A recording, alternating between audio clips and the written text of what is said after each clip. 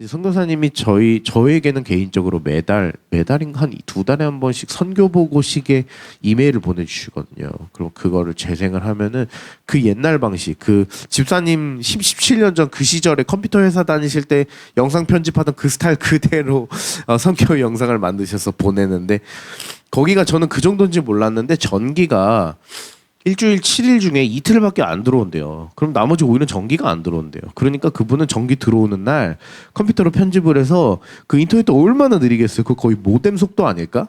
거기서 그 영상을 만들어서 그거를 전송을 해서 한국에다가 이제 선교 보고를 하는 거예요.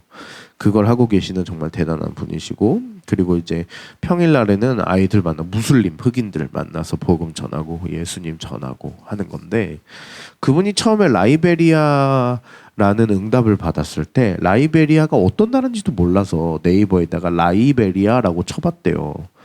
그랬더니 중요한 건 뭐겠어요? 그 나라가 어디에 붙어 있냐도 중요한데 그 나라의 종교 분포도가 중요하니까 그걸 한번 쳐보셨단 말이죠. 그랬더니 뭐라고 나냐면, 저도 그래서 이제 말씀 준비하면서 쳐봤어요.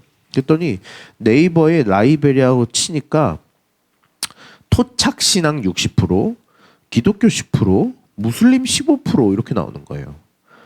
토착신앙이라고 하면은 이제 그 지역 샤머니즘 있죠. 그게 60%, 기독교는 10%면 그래도 꽤 높은 편이에요. 10%. 우리나라도 끽해봐야 기독교 10%에서 15%입니다. 그리고 이슬람 15%예요. 그런데 토착신앙이 뭐가 있지 하고 이제 클릭할 수 있도록 이렇게 밑줄이 그어져 있길래 딱 클릭해봤더니 외교부 메인 사이트로 넘어가더라고요. 그래서 외교부가 나라마다 이렇게 목록화시켜서 이렇게 딱 돼 있는데, 외교부 사이트에 보니까 네이버 상으로 표기된 거랑 다르게 나와 있어요. 뭐라고 나와 있냐? 기독교 85%, 너무 차이 나죠. 이슬람 15%, 그리고 토착신앙 0.6%. 이게 뭐 행정의 오류인지 뭐 잘못됐죠. 그러니까 별로 신경 안 써도 될 만큼 우리나라 사람들에게 전혀 관련 없는 나라예요. 사실은 라이베리아라는 게 뭐 그걸 수정할 이유가 있겠어요? 네이버에선 토착신앙 60%고 뭐 기독교가 10%밖에 안 된다면서 정작 클릭해서 들어가니까 기독교가 무려 85%인 거예요. 제가 이 얘기를 왜 하냐면요, 선교사님이 처음에 라이베리아를 네이버에 딱 쳤는데, 그 당시 7, 8년 전에 라이베리아를 딱 쳤는데 네이버에서 기독교가 60%가 나오더래요. 지금이랑 또 그때는 또 달랐던 거예요. 기독교 무려 60%. 여러분, 기독교가 60%면요 기독교 국가예요. 예. 기독교 60%면은 성탄절 때 그냥 전국의 축제가 벌려진 그런 식의 문화를 갖고 있을 수밖에 없어요.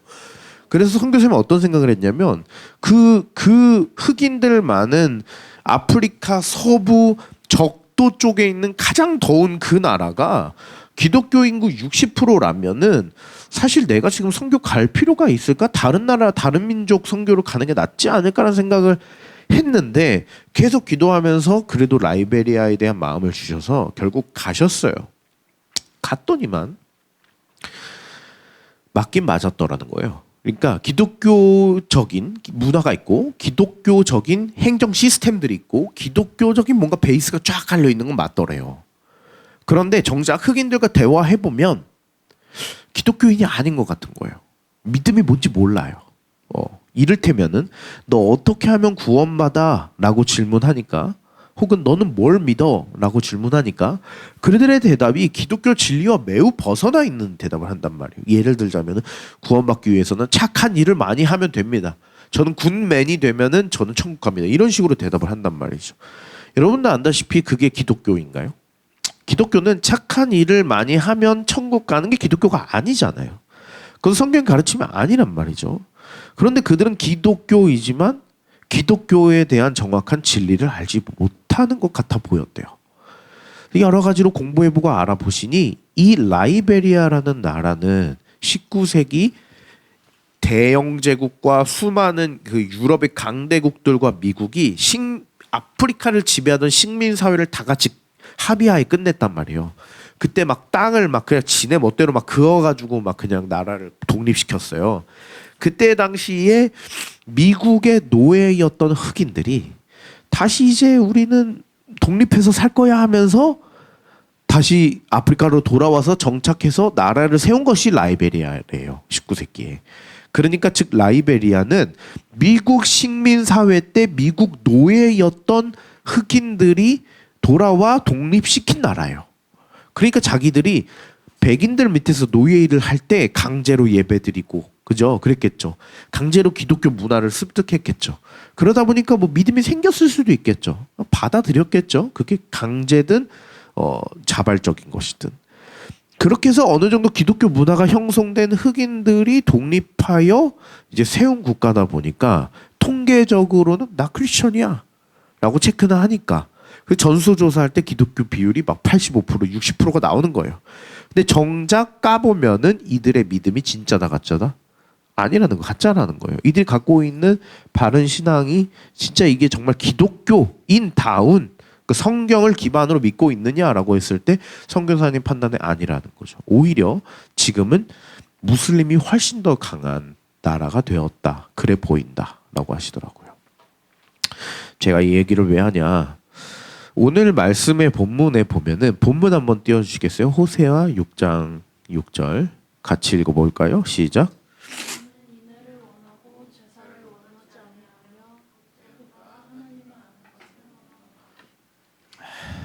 제가 죄송해요. 제가 지금 코가 막혀서 말하면서 입으로 숨을 들여마시고 이래야 되다 보니까 평소보다 많이 텐션이 떨어져 보이지만 마음만은 뜨겁습니다. 네. 말씀을 읽고 말씀으로 믿음을 가져야 된단 말이에요. 그런데 그러지 못했던 거예요. 오늘 본문의 배경은 북이스라엘입니다. 이스라엘이 남과 북으로 쪼개져 있어요. 근데 제가 이거를 설교 준비를 하다 보니까 이거 하루 안에 안 되겠다 싶더라고요. 그래서 다음 주에도 이 본문 가지고 또 할 겁니다. 그래서 2번 할 거예요. 그래서 연말 연초 주제 설교다 이렇게 생각하시면 됩니다. 그리고 나서 다다음 주부터 다시 누가복음 강해로 돌아갈 건데 북이스라엘 남유다 이야기는 다음 주에 할게요. 다음 주에 좀 컨디션이 괜찮겠죠. 그런데 이스라엘 백성들이 그냥 이스라엘 백성들로 통칭하겠습니다. 이스라엘 백성들은 하나님을 믿고 섬겼어요. 그들에게 있어서 여호와 하나님을 섬긴다라는 유대교 비율이 어떨까요? 유대인들이 그냥 거진 100% 아니겠어요? 유대인들에게 전수조사에서 종교가 뭐냐라고 질문하면은 이 당시 유대인들은 100%가 자기들은 여호와 하나님을 섬기는 유대교다라고 할 거란 말이에요. 유대인들이다라고 할 거예요. 그러니까 그들은 자기 스스로 느끼기 하나님을 바르게 섬긴다고 믿었을 거예요. 그렇죠? 그런데 하나님께서 뭐라고 말씀하시면 그들을 향하여 이렇게 말씀하신 거예요. 그러니까 자발적이고 주도적인 적극성을 띤 사랑이란 말이에요. 그리고 하나님께서 뭐라 그러세요? 제사를 원하지 않고 번제를 원하지 않고 보다죠. 비교죠. 뭘 원해요? 하나님 아는 걸 원한대요. 이건 마치 우리가 부모님으로 비유하자면 뭐 부모님과 사이가 좋을지 안 좋을지는 각기 다 다르겠지만 순전한 관계에서의 자녀와 부모로 비유한다면 부모가 우리에게 이렇게 말씀하시는 겁니다. 너 공부 열심히 하고 좋은 사람이 되려고 노력하는 것보다 너가 나와의 관계를 내가 너를 얼마나 사랑하는 부모인지를 내가 너를 향한 어떤 마음을 품고 있는 존재인지를 부모가 그런 부모인 거를 알길 원해. 그게 1번이야. 2번은 뭐 학생이면 공부 열심히 하고 직장인이면 돈 열심히 벌고 그거는 2번째야 라고 하시는 거와 비슷한 거예요. 왜 그렇게 말했을까요? 이스라엘 백성들이 번제와 제사에 열중했기 때문이겠죠. 본질은 놓친 채 예배 행위와 열심에만 치중했기 때문이겠죠. 그렇기 때문에 저렇게 말씀하신 거 아니겠습니까? 제가 한 가지 또 다른 비유를 성경을 통해서 알려드릴게요. 출애굽기 32장 제가 이거 PPT 좀 준비해달라고 했는데 출애굽기 32장 한번 봅시다. 출애굽기 32장 1절에서 5절입니다. 자, 이거는 제가 천천히 읽어드릴게요. 중요합니다. 이거 예전에 강해 설교할 때 한번 하긴 했어요. 근데 또 언급을 해볼게요. 백성이 모세가 산에 내려옴을 더딤을 보고 이거 어떤 상황 같아요? 백성이 모세가 산에서 내려옴이 더딤을 보고 아 왜 이렇게 안 내려와? 백성이 지금 어디 있어요? 광야. 광야에 왜 갔어요? 애굽에서 출애굽을 했죠. 탈출했죠. 바로를 대항하여 몇 개의 재앙을 내려부어요 하나님이? 10개. 마지막 장자제일 재앙을 통해 항복했죠 바로가. 그리고 뭘 갈라요? 홍해를 갈라요. 그리고 200에서 300만의 이스라엘 백성들이 광야로 들어와요. 하나님이 모세를 불러요. 어디로? 시내산. 시나이 반도에 시내산이라고 있어요. 거기로 올라가요. 그래서 모세가 산꼭대기에서 하나님께 말씀을 듣고 십계명을 받아요. 그 과정이 좀 길었나 봐요. 이스라엘 백성들이 밑에서 기다려요. 그런데 이스라엘 백성들이 뭐가 문제였어요? 불안해요. 나를 인도했던 신과 같았던 모세가 올라갔다가 안 내려오니까요. 지금 우리의 리더가 사라진 거예요. 이건 보통 일이 아니에요. 당시 이스라엘 백성들에게 이 모세가 사라졌다라는 것은 어떻게 느껴졌냐면 신이 없어졌다처럼 느껴졌나 봐요. 그래서 그들이 불안해하기 시작합니다. 그래서 뭐라 그래요? 백성이 아론에게 이르러 말하되 일어나 우리를 위하여 우리를 인도할 신을 만들라. 문제는 뭐예요? 불안해서 신을 찾는데 자기네들이 어떻게 하겠대요? 만들겠대요. 자기들이 만들어 달래요. 이유가 뭐예요? 모세 곧 우리를 애굽 땅에서 인도하여 낸 사람은 어찌 되었는지 알지 못하기 때문이래요. 잠깐의 부재와 불안감을 견디지 못한 이스라엘 백성들이 신을 만들어 달라고 아론에게 호소해요. 아론은 모세의 형입니다. 결국 이들에게 있어서 가장 중요한 그 신의 존재 이유가 뭐겠어요? 오늘 이 32장 1절만 딱 놓고 봤을 때 이들에게 있어서 신은 뭐예요? 정의해 보세요. 이들에게 뭐가 부재됐기 때문에 신을 필요로 했을까요? 방향? 눈에 보이는 것? 다 맞아요. 그러니까 지금 이스라엘 백성들은 눈에 보이고 내가 갈 방향을 잡아줄 신이 필요했던 거죠. 그러니까 그들에게 있어서 신은 뭐예요? 보이고 그냥 내 갈 길 찾아주는 신인 거예요. 보세요. 우리가 신앙생활 하다 보면은 제가 미디어 사역을 좀 오래 했다 보니까 뭐 DM이나 아니면 댓글로 제일 많은 청년들이 궁금해하는 게 뭔지 알아요? 하나님의 뜻이 뭔지 궁금해요예요. 제 삶이 너무 꼬였어요. 막 뭐 다 잘 안 돼요. 그죠? 여러분 잘 안 돼요. 삶이 쉽지가 않아요. 그렇죠? 그냥 적당히 일하고 적당히 월급 따박따박 받는 걸로 되지 않는 인생이에요. 그렇죠? 그리고 내 마음도 마음대로 안 돼요. 더 잘 살고 싶단 말이에요. 남들이 나보다 덜 잘 사는 것 같아요. 그 박탈감도 정말 무시 못해요. 어떻게 해서든 더 잘 살려고 했는데 항상 순탄한가요? 그렇지가 않아요. 어떨 땐 삐끗하고요. 어떨 땐 나락으로 떨어지기도 해요. 그럴 때마다 우리는 질문해요. 교회에 가서 목사님한테 아니면 인스타그램을 보다가 기독교 컨텐츠가 보이면 거기 댓글로 질문해요. 하나님의 뜻이 뭔지 궁금하대요. 하나님의 뜻을 알려달래요. 여태까지 하나도 궁금한 적이 없다가 꼭 인생이 힘들어지면 그제서야 하나님 뜻이 궁금해지는 건 마치 출애굽기 32장 1절의 이스라엘 백성이랑 그게 그렇게 다르지 않아요. 여태까지 잘 가다가 갑자기 눈앞에 모세가 사라지자 불안해지기 시작했단 말이에요. 그러니까 뿌리가 뭐예요? 불안인 거예요. 내 불안을 종식시키기 위해 신을 만들어내기 시작해요. 신은 만들어지는 건가요? 아니에요. 생각해 보세요. 여러분, 그 타로 카드를 본다고 그것이 정말 신적 능력이 있다고 생각해요? 진짜로 그걸 신뢰하고 그걸 믿고 그게 위대해서 그 보통 타로 카드 집이 뭐 어때요? 막 그냥 대학생들이 자주 들락거리는 길거리에 그 조그만 컨테이너 박스도 아닌 곳에다가 만들어 놓고 거기에 아주머니 한 분 앉아 계셔. 그 타로 카드. 그 양반이 그렇게 신께가 강했으면은 그분이 뭐 강남 아파트 사고 그래야지 왜 그분은 거기에 앉아가지고 요만한 손바닥 날로 틀고 거 앉아 계시는데요. 우리가 알고 있으면서 그게 기어 들어가서 내 인생을 물어봐요. 어떻게 하면 더 잘 될까요? 제가 요즘 인생이 이런데 제가 이렇게 어떻게 하면 좋을까요? 제가 연애를 좀 시작했는데 어떻게 해야 될까요? 결혼하고 싶은데 이 사람 괜찮은 사람일까요? 그 양반도 몰라요. 그 카드가 알아요? 몰라요. 그런데 왜 그래요? 왜 그렇게까지라도 하고 싶어요?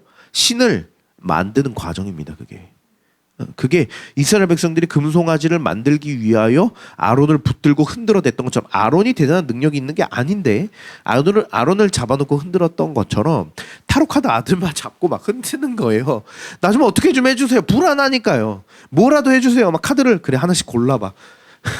그리고 막 해석을 해주죠. 귀에 걸면 귀걸이, 코에 걸면 코걸이죠. 그걸 들으면서 마음에 안심이 되는 거죠. 그 과정이 신을 만드는 과정이란 말이에요. 이들에게 있어서 결국 신이 뭐예요? 오늘 내가 풀어야 할 내 인생의 문제를 해결하기 위해 내 불안감 정도만 종식시켜주는 정도의 신. 그게 그들에게 있어서 하나님이었던 거예요. 하나님을 고작 그 정도밖에 생각 안 했던 거예요. 너무 불안하니까 하나님 좀 만들어줘 라고 하니까 아론이 야 그러면은 애굽에서 가져왔던 금을 다 반납해. 그래서 금기록고걸이 빼고 금반지 빼고 금목걸이 빼서 200만에서 300만으로 추정되는 이스라엘 백성들이 금을 한 돈씩만 내도요 어마어마하게 큰 금송아지를 만들 수 있습니다. 이만한 금송아지를 만들었어요. 그걸 녹여 부어서 막 진짜 열심히 그 광에서 뭔 짓거리는지 막 불을 뜨겁게 해가지고 만들었습니다. 그렇게 해서 뭐라고 합니까? 자, 2절, 3절은 그 얘기고 4절 한번 봅시다. 제가 읽어드릴게요. 아론이 그들의 손에서 금고리를 받아 부어서 조각칼로 새겨 송아지 형상을 만드니 그들이 말하되 이스라엘아 이는 너희를 애굽 땅에서 인도하여 낸 너희의 신이로다 하는지라. 이 아론이라는 작자가 뭐라고 선포합니까? 송아지더러 너희를 인도하여 낸 신이래요. 그러면서 5절은 더 가관입니다. 뭐래요? 읽어볼까요? 5절 시작.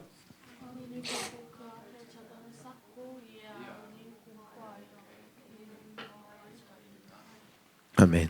아론이 공포합니다. 무슨 절? 여호와의 절. 그러면 금송아지 더러 뭐라 그런 거예요? 결국엔 기어이 금송아지를 하나님이라고 말하고 있는 거예요. 이들은 결국 하나님을 뭐 정도로 생각했어요? 애굽 땅에서 10개 재앙 퍼부어서 바로보다 센 양반, 홍해까지 갈랐네. 와 바다도 가를 수 있는 대단한 양반. 근데 갑자기 사라졌어. 모세가 우리의 하나님 같았던 그분이. 그러자 하나님을 다시 만들어줘. 어떻게 해서든 모세 같은 하나님을 만들어줘 라고 하면서 만들어 제낀 게 결국 뭐예요? 금소였던 거죠. 금은 뭐예요? 풍요의 상징이고 소는 다산의 상징입니다. 바알과 아세라라는 이스라엘 백성들이 가장 많이 섬겼던 우상도 구약시대에 나오는 바알과 아세라도 바알은 풍요고 이 바알과 아세라 이 부부신이거든요. 아세라는 다산의 신이에요. 그러니까 고대 사회에 있어서 이들이 추종했던 신의 가장 정점은 항상 언제나 풍요와 다산이에요. 금송아지도 결국엔 그것을 상징하는 거 아니겠습니까? 21세기 오늘날 우리에게 있어서 우리가 가장 추구해야 되는 것이 풍요와 다산일까요? 우리가 가장 추구하고 있는 것이 그거보다 더 복잡하고 그거보다 더 깊고 그거보다 더 은밀합니다. 왜 은밀하냐? 나도 내가 뭘 추구하는지 몰라요. 당시 이스라엘 백성들은 제가 볼 땐 더 명확했다고 봅니다. 밭 깔고 농사 짓는데 비도 잘 오고 풍년이요. 와 너무 좋아. 역시 우리 신이 아이를 낳았는데 또 다음에 또 낳을 수 있고 또 다음에 또 낳을 수 있는데 낳을 때마다 아들이야. 아들이면 다 노동력 아니겠습니까? 전쟁도 내보낼 수 있고 농사도 지을 수 있고 와 역시 신께서 우리 집에게 축복을 주시는구나. 우리가 옆에 부족 거더마 집보다 우리 집이 훨씬 더 잘 사는 것 같아가 되는 거죠. 그래 역시 우리는 신의 은총을 받은 가문이아가 되는 거예요. 그런데 오늘날 현대사회에 한국을 살고 있는 우리 세대들에게 있어서 우리가 추구하고 우리가 바라고 우리가 추앙하는 것이 뭐예요? 저는 이제 우리 청년 세대를 봤을 때 우리가 단순히 돈을 쫓는가? 그건 이제 아닌 것 같아. 불과 한 5년 전만 해도 10년 전만 해도 강력하게 돈이었어요. 근데 우리가 쫓는 건 돈보다 더 복잡하고 더 은밀한 것 같은데 도대체 뭐지? 때로는 있죠. 억만금을 주는 것보다 하루의 평안함이 훨씬 더 소중할 때가 있어요. 그렇죠. 내 마음 하루 평안한 것이 훨씬 더 많은 돈을 소유한 것보다 더 기쁠 때가 있어요. 그리고 우리는 대유튜브 시대를 살고 있다 보니 나보다 내가 평소에 절대 만날 수 없는 부자들을 간접적으로 볼 수 있죠.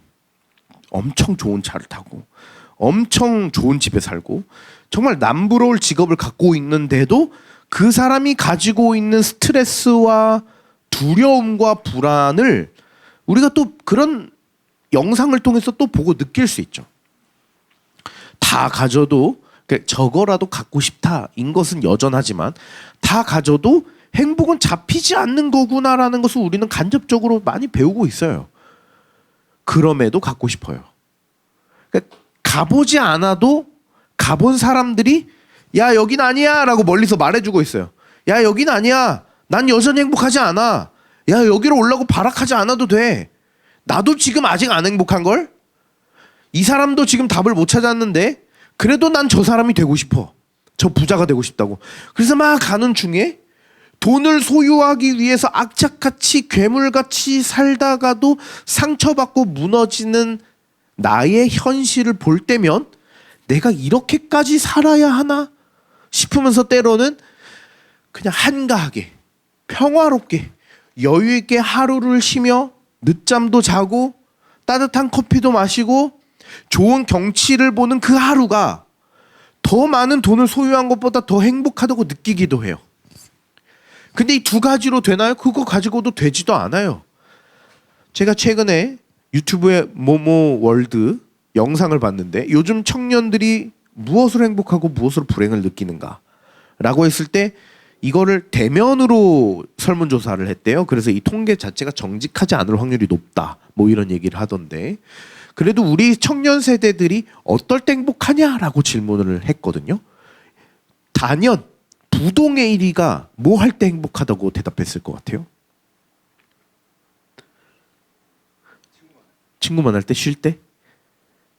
여행이더라고요. 부동의 1위예요.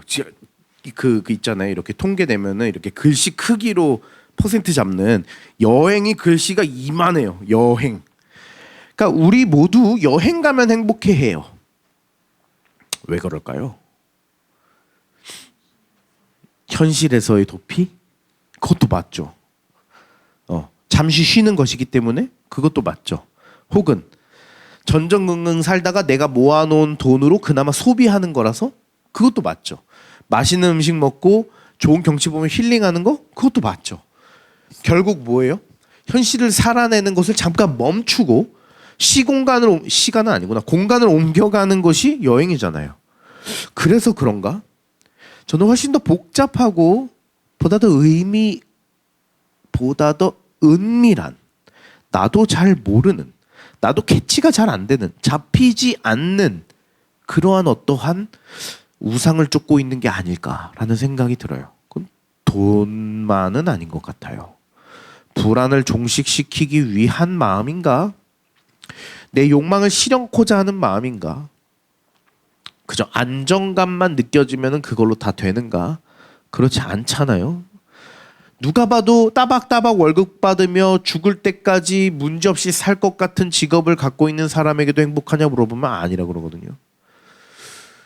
정말 남부러울 것 같은 돈을 정말 많이 갖고 있는 부자들한테 물어봐도 본인들은 그냥 돈은 그런 도구일 뿐이고 행복은 또 다른 데서 찾는다고 말하거든요. 도대체 뭘까? 그렇기 때문에 이스라엘 백성들은 자기들에게 있어서 가장 중요한 가치관이었던 풍요와 다산을 쫓았고 오늘날 우리 세대들은 명확히 잡히지는 않지만 나에게 잡힐 것만 같은 그런 어떤 보이지 않는 행복을 추구하며 내 마음 가운데 우상을 세워가고 있단 말이죠. 문제는 뭐냐? 이스라엘 백성들은 그런 우상을 쫓으며 무언가를 만들어내는데 그것을 하나님이라 불렀고 오늘날 우리 교회를 다니는 그리스도인들도 내 안에 보이지 않는 우상을 세워놓고 그것을 쫓으며 그것을 뭔가 금송아지처럼 형상화시키진 않았지만 그것을 탁 보이게 만들어 놓고 그것을 하나님이라 지칭한단 말이죠. 이게 왜 문제인가? 오늘 보면 호세아 6장 6절을 보면은 하나님께서 원하시는 것은 결국에는 하나님을 아는 거라고 했습니다. 하나님을 아는 것. 그러니까 어쩌면 저와 여러분은 한 명 한 명 물어보기엔 좀 그렇지만 행복한가요? 라고 물어봤을 때 저 행복하지 않아요. 이 행복이 가장 중요한 척도는 아닙니다. 그런데 그리스도인에게 있어서 행복이란 단어 그렇게 중요하진 않지만 그걸로 다 담기지도 않지만 어느샌가 행복이 중요하지 않은 지점에 이르러요. 그리스도인들은. 그러면 그 다음 지점이 보이거든요. 저와 여러분이 그 지점까지 나아가야 되고 그 다음 지점까지 가야 됩니다. 그런데 그러기에 있어서 제일 중요한 게 뭐냐라고 제가 생각해 보니 하나님을 아는 거더라고요. 이건 저와 여러분이 25년도를 마무리하면서 꼭 붙들고 26년도를 맞이했으면 좋겠습니다.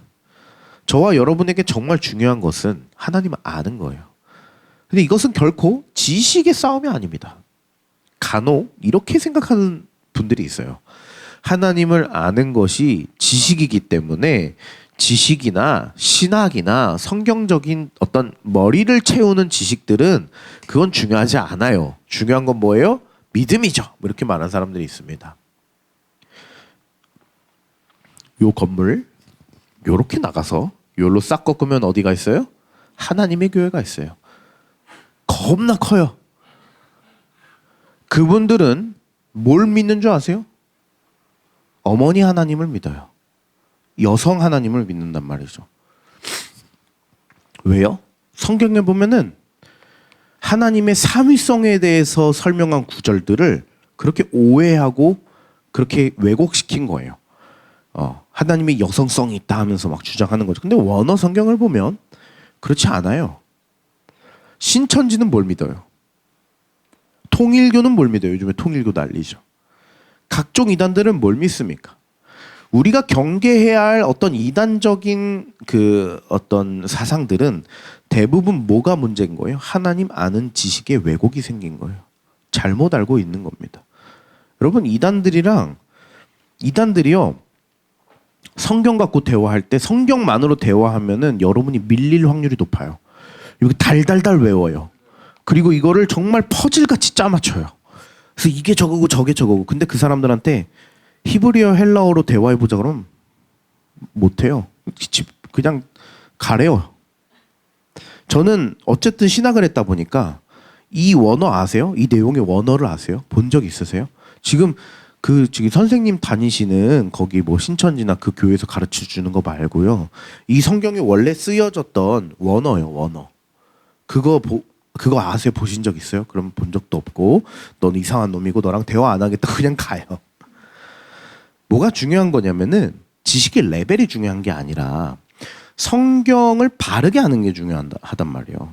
근데 이단적 사상이 뭐가 문제냐면 내가 믿고 싶은 하나님을 먼저 세팅해 놓고 그 다음에 그 하나님을 내가 아는 지식으로 막 짜여 맞춰서 그냥 우겨 넣는 거란 말이에요.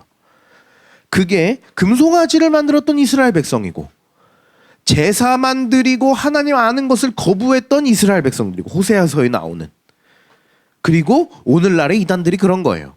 그런데 여러분 그거 나의 얘기와 상관없다고 느껴지시죠? 근데 그거 우리 얘기입니다. 여러분 제가 우리 해운교회가 26년도엔 조금 더 성경을 봐야겠다라는 다짐을 제가 좀 했어요. 왜냐하면 우리가 찬양 열심히 드리고 기도 열심히 하고 예배 아무리 열심히 드려봐야 하나님에 대한 바른 지식을 갖지 않으면 우리는 하나님이 아닌 내 마음속에 만들어 놓은 금송아지를 예배하고 있을 수 있다니까요. 이스라엘 백성들이 금송아지를 만들어 놓고 뭐라 그랬는데요? 여호와다. 이 호세아서에 나오는 북이스라엘 백성들이 하나님 아는 것을 무시한 채 맨날 화려하게만 제사 드렸어요. 제가 다음 주에도 설명하겠지만은 북이스라엘 백성들이 하나님을 예배할 때 제사 열중한 역사적이고 이념적인 이유가 있거든요. 그거에만 열중했어요. 하나님이 어떤 분이신지에 관심이 없었다고요. 하나님 뭘 싫어하고 뭘 좋아하시는지 아니 그분 존재가 어떤 존재인지 본질적으로 이해할 마음이 없었다고요. 그냥 내가 얼마나 더 열심히 하고 있는가, 내가 더 얼마나 열심히 함으로 주변 사람들이 나를 칭송해 주는가, 지켜 세워 주는가, 그 명예를 통하여 내가 얼마나 신앙이 깊은가를 확인하려고만 했지 그게 진짜로 실제로 신앙이 깊은 거냐는 거예요. 그게 정말로 뜨거운 거냐는 거예요. 온도만 뜨거웠지 방향은 헛된 방향을 쫓았단 말이에요. 그렇기 때문에 하나님 아는 것은 너무나 중요합니다. 그럼 한 끗 차이로 이단이 될 수 있습니다. 제가 신학교 다닐 때 그 교회사 교수님이 뭐라고 하셨냐면 모든 교회는 그리고 모든 성도에게는 이단성이 있다 하셨어요. 그래서 저와 여러분에겐 다 이단성이 있습니다.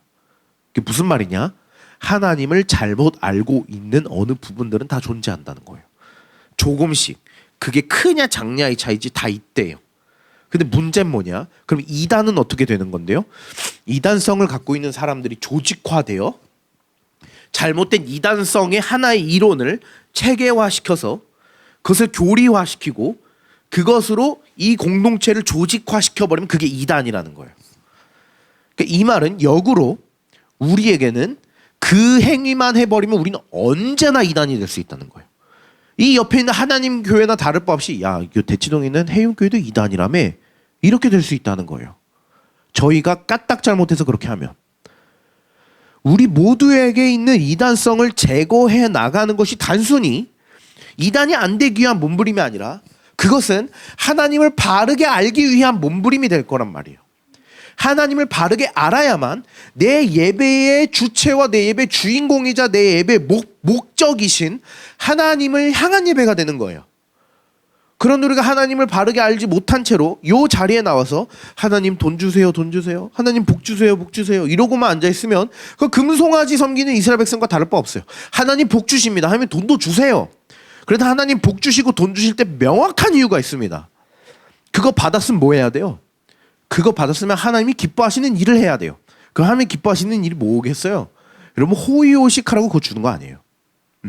만약에 하나님이 뭔가 여러분에게 채워줬다면 그건 채워주신 이유가 있을 거예요. 만약에 하나님께서 여러분에게 앗아가셨다면 앗아가신 이유가 있습니다. 그거 어떻게 할 수 있는데요? 사실 여기 다 나와 있어요. 그걸 통해서 우리는 바르게 하나님이 이해할 수 있고 그러면은 때로는 부유해지면은 부유해지는 것으로 감사할 수 있고 가난해지면 가난해지는 것으로 감사할 수 있단 말이죠. 가난해지는 것을 어떻게 감사합니까? 어려운 거 저도 알아요. 저도 지금 쉽지 않아요. 감사한 게 얼마나 어려워요. 안 돼요. 그런데 신기하게도 그 과정을 통과하는 내내 하나님께서 감사한 마음을 계속 부어주세요. 어떤 게 감사한지 눈에 보여요. 그게 전제 조건이 뭔 줄 알아요? 내 마음대로 상상하고 내 마음대로 퍼즐 맞추고 짜 맞추는 거 아니에요. 말씀을 볼 때면 아 맞네. 그래서 나에게 이런 환경을 주셨구나. 아 맞구나. 때로는 교만해지지 않기 위하여 때로는 나의 가난을 통해서 내 시야를 확장시키고자 제가 시야가 많이 확장됐어요. 그래서 내 가난을 통해서 조금 더 내가 더 열심히 하게 하시려고 별의별 이유가 다 있어요. 그거를 과정을 통해서 하면 알게 하십니다. 부자가 되면요. 또 그 과정을 통해서 여러분 부자가 되면요. 주변의 사람들이 꼬입니다. 그렇죠. 근데 그게 진짜냐 가짜냐를 가려내는 싸움이 치열해요. 제가 아는 분 중에 정말 돈 많으신 진짜 부자가 있는데 저에게 친한 분은 아닙니다. 그런데 그분은 평생 뭐 때문에 힘들어 하셨냐? 내 옆에 있는 내 친구가 정말 나를 사랑하는 친구일까? 내 옆에 있는 내 친구와 내 동료들과 내 가족과 내 친구들이 정말로 나를 한 명의 공동체이자 인격으로 대하기 때문에 내 옆에 있어주는 걸까? 아니면 내가 갖고 있는 재산과 내가 갖고 있는 인프라와 내가 갖고 있는 사업의 어떤 수완 때문에 내 옆에 있는 걸까를 그게 너무 두렵고 그게 너무 스트레스 받아서 잠이 안 온대요. 그거를 통하여 또 뭔가를 배우죠. 헛되구나. 모든 것을 다 가졌던 솔로몬이 헛되고 헛되다고 말했던 것처럼 저와 여러분은 성경 지식을 쌓는다. 뭐 그것도 맞는데 성경을 통하여 하나님을 바르게 알기를 노력해야 됩니다. 저는 2026년에 꼭 그런 우리 교회가 되었으면 좋겠고 꼭 그런 우리 성도님들이 되었으면 좋겠어요. 노력하기로는 큐티를 하던 통독을 하던 뭘 하던지 간에 올해가 아니죠. 내년에는 우리가 여름 수련회나 이럴 때도 조금 더 성경 중심적으로 좀 하나님을 더 알아가는 그런 시간을 가지면 좋겠다라는 생각을 하게 되었습니다. 마지막으로 골로새서 1장 9절에서 10절을 제가 좀 읽어드리도록 하겠습니다. 골로새서 1장 9절에서 10절입니다. 이로써 우리도 듣던 날부터 너희를 위하여 기도하기를 그치지 아니하고 구하노니 너희로 하여금 모든 신령한 지혜와 총명이 하나님 뜻 아는 것으로 채우게 하시고 너희의 모든 신령한 지혜와 총명이 하나님 뜻을 아는 것으로 채우게 하시고 주께 합당하게 행하여 범사에 기쁘게 하고 모든 선한 일에 열매를 맺게 하시며 하나님 아는 것을 잘하게 하시기를 원하노라. 하나님 아는 것이 뭐래요? 자라나는 거래요. 하나님은 그것을 기뻐하신대요. 선하게 열매 맺으며 하나님을 알아가는 것에 자라나기를, 이거를 기도하는, 이거를 바라는 저와 여러분이 2026년이 되길 소망합니다. 우리 함께 주님께 기도하며 나아갈까요?